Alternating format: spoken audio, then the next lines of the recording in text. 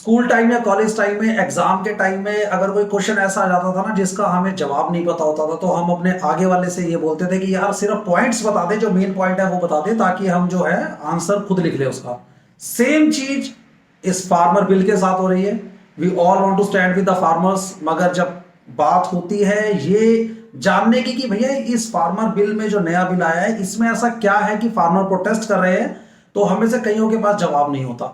तो इस वीडियो में सिर्फ 6 स्लाइड्स में मैं आपको बताने वाला हूं कि वो मेन पॉइंट्स क्या है, जिसको समझने के बाद आपको ये समझ आ जाएगा कि किसान जो है वो पिछले 10 दिन से 11 दिन से बॉर्डर पे क्यों बैठे हैं अपने काम छोड़ के, और उनको क्या डाउट है उनके साथ आगे क्या होने वाला है अगर ये बिल जो है इंप्लीमेंट हो जाए। तो चलिए 6 स्लाइड्स की वीडियो स्टार्ट करते हैं, ताकि आप फार्मर के चाहे स्टैंड खड़े खड़े हो या सरकार के साथ खड़े हो, at least you should know the fundamental. तो स्टार्ट करते हैं। देखिए, फार्मर बिल के अंदर होने वाले चेंजेस को हमें समझना पड़ेगा कि अभी एग्जिस्टिंग क्या है, और अगर ये बिल इंप्लीमेंट हो जाता है तो चेंजेस क्या क्या आने वाले हैं। तो सबसे पहले अगर मैं एग्जिस्टिंग सिस्टम की बात करूं तो एग्जिस्टिंग सिस्टम में एक फार्मर के पास दो ऑप्शन होते हैं अपनी जो भी उपज है, जो भी क्रॉप है, उसे बेचने का। अगर कोई छोटा किसान है तो वो अपने इलाके की लोकल मंडी में अपना सामान बेच सकता है, जहां पे उसको लोकल आड़ती मिलता है जिसको वो पहले से जानता है, उसके साथ उसके रेट तय होते हैं, उधार चलता है, सब कुछ चलता है। अगर आपका वॉल्यूम कम है तो आप अपने जो प्रोडक्ट है उसको अपनी लोकल मार्केट में अपने आड़ती के पास या ओपन मार्केट में बेच सकते हैं। अगर आपके पास ज्यादा क्वांटिटी है तो ज्यादा क्वांटिटी को प्रिजर्व करने के लिए आपको चाहिए ज्यादा स्टोरेज, जो कि लोकल मंडीज के पास अवेलेबल नहीं होती। तो इस केस में जो हमारी गवर्नमेंट है उन्होंने डिस्ट्रिक्ट लेवल पे एपीएमसी मंडीज ओपन की हुई है, जहां पे एक बड़ा किसान अपना जो पैदावार है वो लेके आता है, वहां उसे कमीशन एजेंट मिलता है। नॉर्मली एवरेज जो कमीशन एजेंट की परसेंटेज है कमीशन की वो 6% होती है, जिसके अंदर वो बिडिंग के लिए पूरा प्रोसेस तैयार करता है। स्टोरेज की जो भी हमारा अनाज होता है उसे स्टोरेज के लिए वो सारी फैसिलिटीज देता है। इसको अगर आप एग्जांपल से लेना चाहते हैं तो फ्लिपकार्ट और अमेजोन की तरह आप इसको समझ सकते हैं। फ्लिपकार्ट एक प्लेटफॉर्म है जहां पे सेलर अपना सामान सेल करने आता है और बायर जो है वो बाय करने आता है, और बीच में जो है फ्लिपकार्ट या अमेजोन कमीशन लेते हैं। ठीक है, इसी तरीके से एपीएमसी मंडीज के अंदर एक कमीशन एजेंट होते हैं। मगर प्रॉब्लम आती कहां है, यहां पे ट्रांसपेरेंसी नहीं होती। किस तरीके से? सबसे पहले तो यहां पे जब बिडिंग होती है ना, जो बिडिंग के अंदर बायर्स बैठते हैं उनका आपस में कार्टल बन जाता है। कार्टल का मतलब है उनकी आपस में मिली भगत हो जाती है कि भाई इस अनाज को इस रेट से ऊपर हमने जाने ही नहीं देना बिडिंग में। एग्जांपल के थ्रू बताता हूं, आईपीएल में मैक्सवेल को लेके जिसका बेस पॉइंट लगभग 2 करोड़ था, दिल्ली और पंजाब के अंदर लगातार बिडिंग हुई और वो 10 करोड़ के से भी ज्यादा बिका। अगर दिल्ली और पंजाब के अंदर एक साठगांठ हो जाती कि हमने मैक्सवेल को 2 या 2.5 करोड़ से ऊपर नहीं खरीदना है, तो वो 10 करोड़ तक नहीं पहुंचता। तो इन एपीएमसी मंडीज के अंदर बहुत चांस होते हैं कि बिडर का जो है ना वो कार्टल बन जाए, और कार्टल मतलब आपस में मिली भगत हो जाए, जिससे कि फार्मर को एक्चुअल रेट नहीं मिलता। दूसरा पॉइंट क्या है कि यहाँ पे जो कमीशन एजेंट होता है ना, जो मैंने आपको बताया कि कमीशन 6% होती है, ये कमीशन एजेंट बायर बन जाता है, कभी कभी बिजनेसमैन बन जाता है, कहता है यार मैं खुद कर लूंगा तो मुझे बेच जाओ। तो वो फार्मर से तो 100 रुपए की लेता है और आगे बेचता है वो 150 रुपए की, 200 रुपए की। तो जहां 150 रुपए की वो फार्मर की बेच सकता था, उसने 100 रुपए की फार्मर से ली और आगे खुद बेच दी। तो इस तरीके की ट्रांसपेरेंसी यहाँ पे नहीं थी। अब इन चीजों में सुधार करने के लिए गवर्नमेंट लाई नया बिल। नए बिल के अंदर उन्होंने कहा कि भैया ये एग्जिस्टिंग सिस्टम तो चलता रहेगा, हम एक नई चीज जोड़ते हैं, वो नई चीज होगी ओपन मार्केट। मतलब अब एक किसान एपीएमसी मंडी जो कि डिस्ट्रिक्ट लेवल पे होती है, इस बिल के आने से पहले एक किसान अपने डिस्ट्रिक्ट की मंडी से बाहर सामान नहीं बेच पाता था। अब इन्होंने कह दिया कि भाई आपका मन करे लोकल मंडी में बेचो, मन करे एपीएमसी मंडी में बेचो, या मन करे इंडिया में जहां मर्जी बेचो। तो भाई ये तो अच्छी चीज है।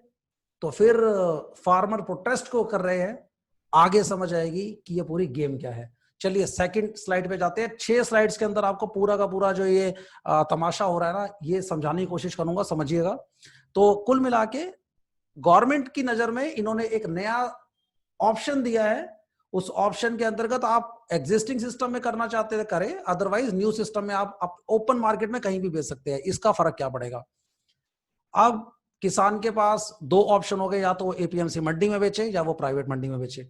जब वो एपीएमसी मंडी में जाएगा तो उसको वही सरकारी बाबू मिलेगा जो उसको ढंग से बात नहीं करता, उससे नखरे मिलेंगे कि साहब अभी आए नहीं है, साहब आएंगे फिर देखेंगे कि आपका जो ये सामान है ये बिकेगा कि नहीं, स्टोरेज की जगह है कि नहीं है, और आपस में मिली भगत तो होती है।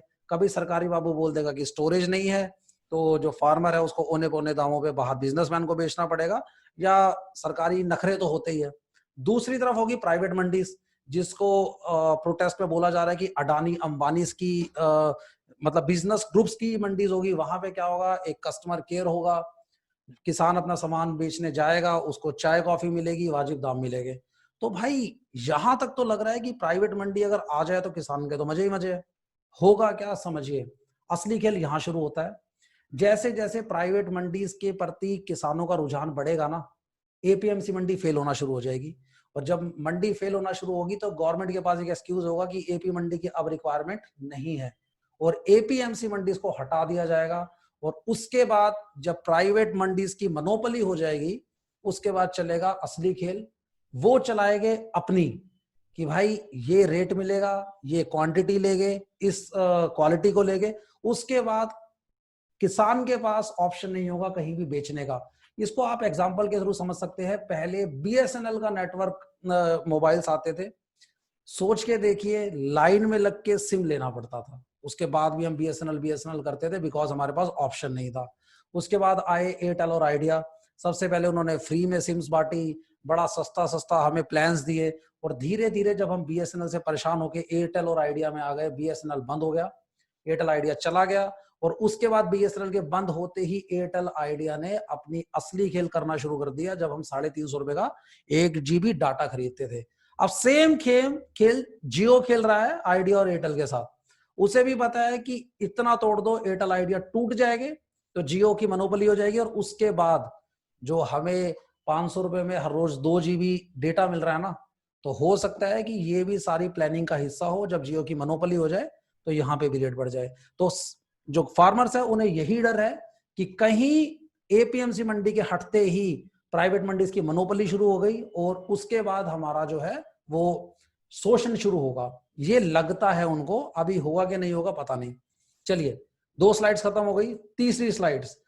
अगला, नए कानून में ना एक नया प्रावधान लाए कॉन्ट्रैक्ट फार्मिंग का, जिसको जब मैं पूछता हूं लोगों से कि भैया कॉन्ट्रैक्ट फार्मिंग क्या है, तो वो बोलते हैं जी बड़ी कंपनियां कॉन्ट्रैक्ट फार्मर के साथ डील कर लेगी, और उसके बाद फार्मर अपने मन से कुछ भी नहीं मतलब उगा पाएगा। तो सबसे पहले हमें समझने की कोशिश करनी पड़ेगी कि ये ऑप्शनल है। अगर फार्मर चाहता है तो वो कॉन्ट्रैक्ट फार्मिंग में आएगा, अदरवाइज नहीं आएगा। कॉन्ट्रैक्ट फार्मिंग में क्या होगा, बड़ी कंपनियां चाहे रिलायंस कोई भी मान लीजिए आप, बड़ी कंपनियां फार्मर के पास आएगी, वो बताएगी कि भाई हमें ये अनाज चाहिए और इतनी क्वांटिटी का चाहिए, हम आपको एडवांस भी दे रहे हैं, या जो आपकी हेल्प कर रहे हैं वो करते हैं, जो आपको चाहिए वो करते हैं। बाद में जब आपकी ये उपज हो जाएगी, आपका फाइनल अनाज बाहर आ जाएगा, तो वो आपने किसी और को नहीं बेचना, वो हमें बेचना है। ये नॉर्मल एग्रीमेंट होगा। अब इसके अगर बेनिफिट्स की बात करूं मैं, तो बेनिफिट एडवांस बुकिंग हो जाएगी, फार्मर को टेंशन ही नहीं है कि बनने के बाद वो बिकेगा कहाँ। साथ में उसको मदद मिलेगी फर्टिलाइजर में, इरिगेशन में, जो भी उनके एग्रीमेंट में लिखा होगा। तीसरा, कुछ एडवांस पेमेंट भी मिलेगी कि भैया जब कंपनियां काम कर रही है तो वो भी एडवांस पेमेंट देगी। अगला पॉइंट, इसके नेगेटिव इफेक्ट क्या हो गए। मान लीजिए एग्रीमेंट के अंदर लिखा है कि भैया ये जो है हमें इस क्वालिटी का अनाज चाहिए, लास्ट में डिस्प्यूट होगा।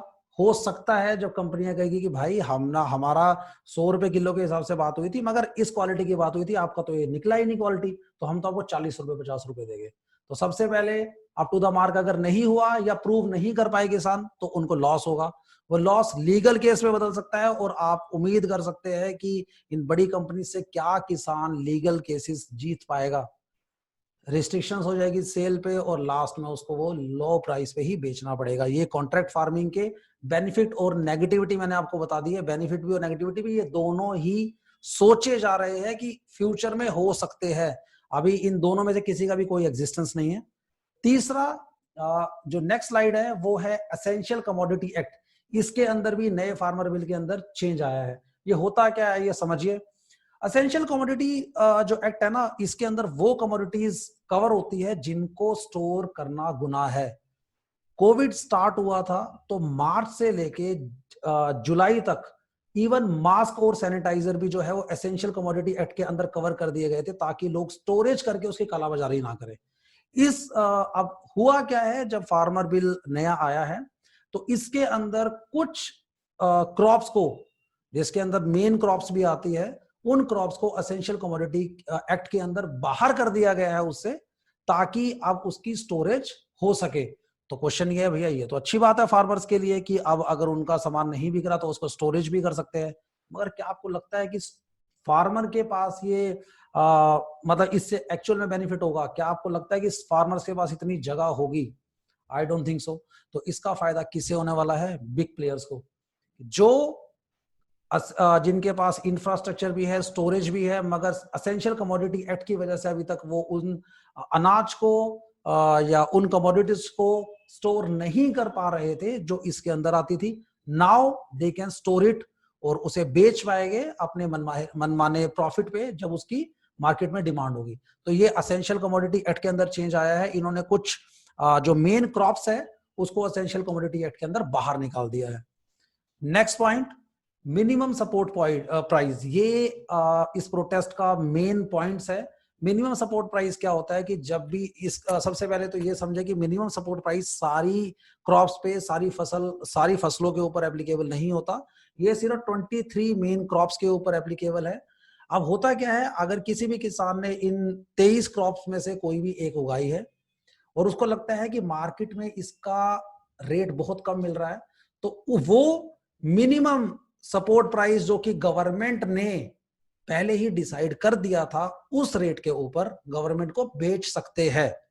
समझ पा रहे हैं? लेट सपोज मैं एक एग्जांपल ले रहा हूं कि जो गेहूं है उसका रेट मिनिमम सपोर्ट प्राइस मान लीजिए 50 रुपए किलो, होता नहीं है इतना, 50 रुपए किलो डिसाइड हुआ।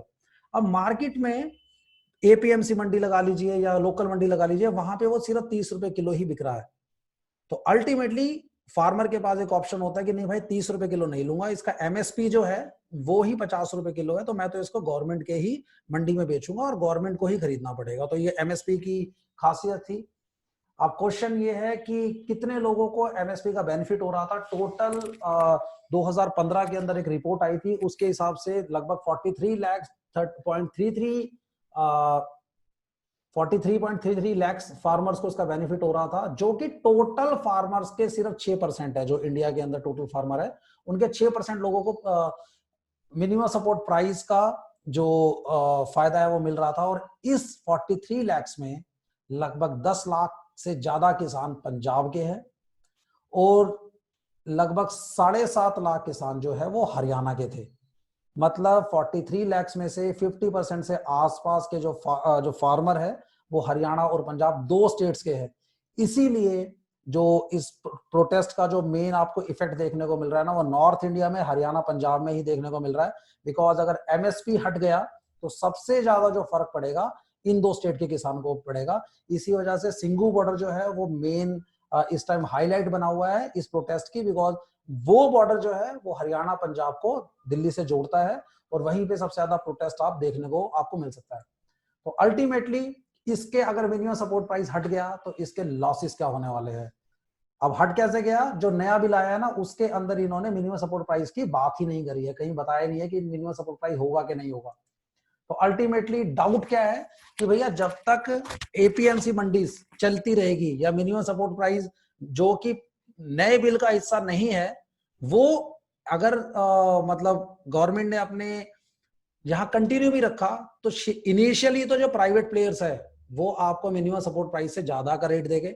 मगर जैसे जैसे गवर्नमेंट पीछे हट गई, बिकॉज उन्होंने नया बिल का पार्ट तो बनाया नहीं है मिनिमम सपोर्ट प्राइस को, और मिनिमम सपोर्ट प्राइस अबॉलिश कर दिया, तो अब प्राइवेट जो प्लेयर्स है उनकी मनमानी चलेगी और वो मिनिमम सपोर्ट प्राइस से नीचे भी खरीदने लगेंगे और किसान के पास कोई ऑप्शन नहीं होगा, बिकॉज एमएसपी नए बिल का पार्ट है नहीं। अब इसका सॉल्यूशन क्या हो सकता है? सॉल्यूशन ये है कि फार्मर्स का एक डिमांड है कि भैया हमें एमएसपी के ऊपर लिखित रिटर्न में स्टेटमेंट दीजिए कि ये एमएसपी नहीं हटेगा। और हमारी गवर्नमेंट जो है वो रिटर्न स्टेटमेंट तो नहीं दे रही है, वो बोल रही है। जब वो बोलते हैं स्टेटमेंट, वर्बल स्टेटमेंट दे रही है तो किसान मान नहीं रहे हैं। सिंपल सा समझाता हूं, अगर रिटर्न है तो आप उसको डॉक्यूमेंट्री प्रूफ की तरह रखेंगे, अगर वर्बल है तो वर्बल जो है उसका कोई डॉक्यूमेंट्री एविडेंस नहीं होता। तो सरकार कह रही है कि हम इसको हटने नहीं देंगे, मगर फार्मर्स कह रहे हैं कि हमें लिखे में चाहिए। चलिए नेक्स्ट पॉइंट। अब क्वेश्चन ये है कि मैंने 3 चीजें आपके साथ डिस्कस करी, एसेंशियल कमोडिटी एक्ट डिस्कस किया, मिनिमम सपोर्ट प्राइस डिस्कस किया और मंडी डिस्कस की। अब जो प्रोटेस्ट कर रहे हैं उनका कहना है कि ये तीनों पॉइंट्स क्यों लाए गए हैं, आइए समझिए। पहला पॉइंट है अबॉलिशमेंट ऑफ एमएसपी, जो मैंने अभी डिस्कस किया। उनका कहना है, जो प्रोटेस्टर है, देखिए now you need to decide कि ये प्रोटेस्ट ठीक है कि गलत है। मैं भी लिबरल होके आपको ये समझा रहा हूं। हो सकता है आपकी नजर में किसान ठीक हो सकता है आपकी नजर में सरकार ठीक हो, तो मैं सिर्फ अपने पॉइंट्स रख रहा हूं।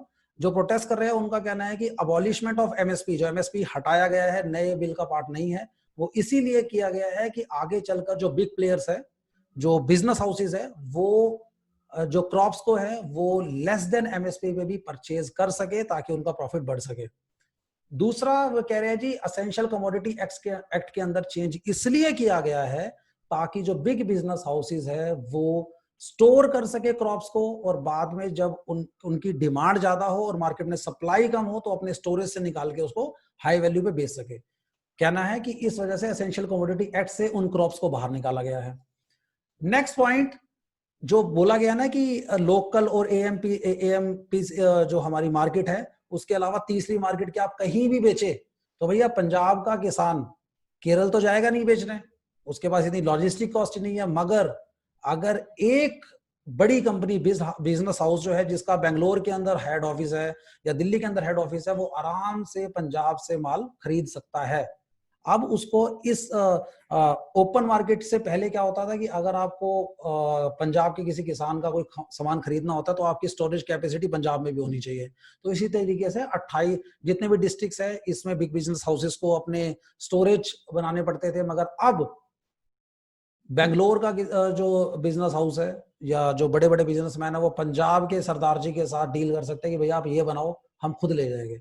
तो किसानों का कहना है कि ये भी किसानों के लिए नहीं है, बिग बिजनेस हाउसेस के लिए है कि आप कहीं से भी माल खरीदे और कहीं भी लेके जाए, अब किसी को कोई दिक्कत नहीं होगी। और थर्ड पॉइंट जो है इंट्रोडक्शन ऑफ कॉन्ट्रैक्ट फार्मिंग, ये भी कहा गया है कि इसीलिए लाया गया है ताकि जो बिग बिजनेस हाउसेस है जो इतना पैसा लगा के बैठे हैं उनको ये श्योरिटी रहे कि किस मौसम में उनके पास कितना पैदावार होनी ही होनी है, ताकि उनको लास्ट में कोई भी क्राइसिस, कोई भी लोअर प्रोडक्शन की टेंशन ना हो। तो this is what which I want to share with you in respect of farmers bills. So now you need to decide कि गवर्नमेंट सही है या फार्मर सही है। Thank you so much.